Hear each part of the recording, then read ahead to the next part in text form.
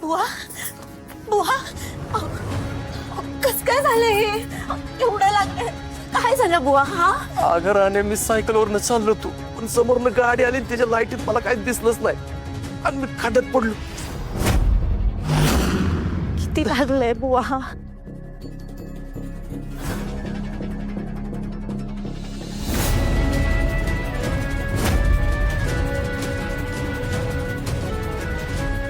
खूप त्रास होतोय का? राणे, अगं व्हायला नको होतं ना, ते झालं बघ. आधी सुरकीच्या औषधाचा खर्च, आता त्यात येऊन बसलं बघ. तिच्या ऑपरेशनचा खर्च आणि माझा येऊ.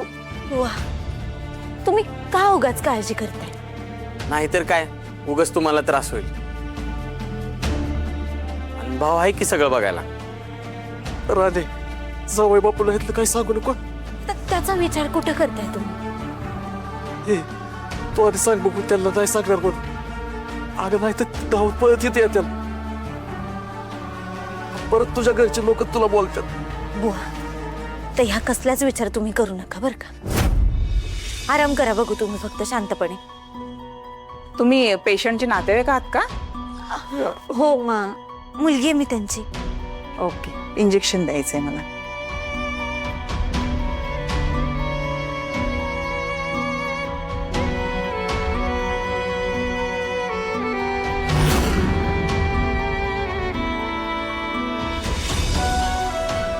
सिस्टर आता कसं आहे यांचं?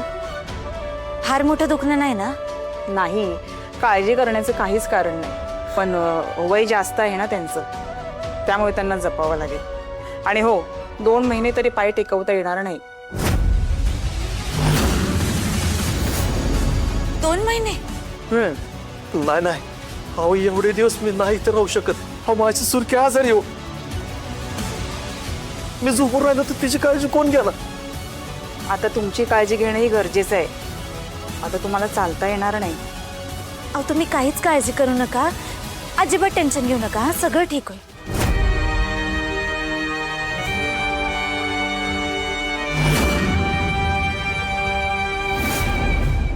विक्रांतचा काही फोन आला का? नाही, फोन आला नाहीये, पण येईल तो इतक्यात. अगं पण फोन करून कळवायला नको का? कळणार कसं आपल्याला काम झालंय का नाही ते? आई, काम 100% होईल. हो, पण तो सांगत नाही तोपर्यंत मला चैन पडणार नाही. तिकडे काही गडबड नसली झाली म्हणजे मिळवलं. काही गडबड होणार नाही काकी. विक्रांत देवाची वाट पाहतोय. सगळं व्यवस्थित झालंय. बुवा हॉस्पिटलमध्ये आहेत आणि इनफॅक्ट पुढचा 1 महिना तरी त्यांचं पाऊल जमिनीवर ठेवता येणार नाही त्यांना.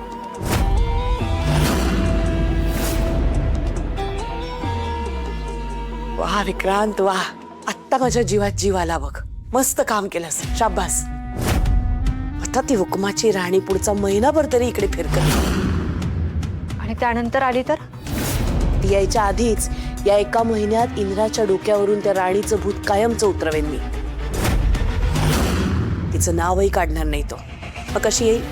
मालती आई, इंद्र भाऊजींना कळालं तर? हो, राणी फोन करून सांगेल ना. नाही करणार. मी त्या राणीला चांगलीच ओळखून आहे. मला पूर्ण खात्री आहे ती इंद्राला फोन करणार नाही. तशी मानी आहे ती.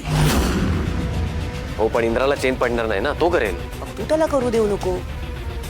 मी? हो, पण त्यानं काय होणार आहे? त्याला फॅक्टरीत अशा कामात गुंतवून ठेव ना जिथून त्याला श्वास घ्यायला वेळ मिळता कामा नये. इतकं काम असू दे ना त्याच्या डोक्यावर की त्याला दुसरा विचार करायलाच वेळ नसेल. आणि आपल्याला तर माहितीये, एकदा काम असलं की इंद्रा अख्खं जग विसरून जातो. मग ती राणी काय चीज आहे? त्याला ना तिची फक्त सवय लागली आहे. त्याला तिच्याबद्दल काही वाटत नाही आणि सवय मोडायला फार वेळ लागत नाही. कळतंय ना मी काय म्हणते?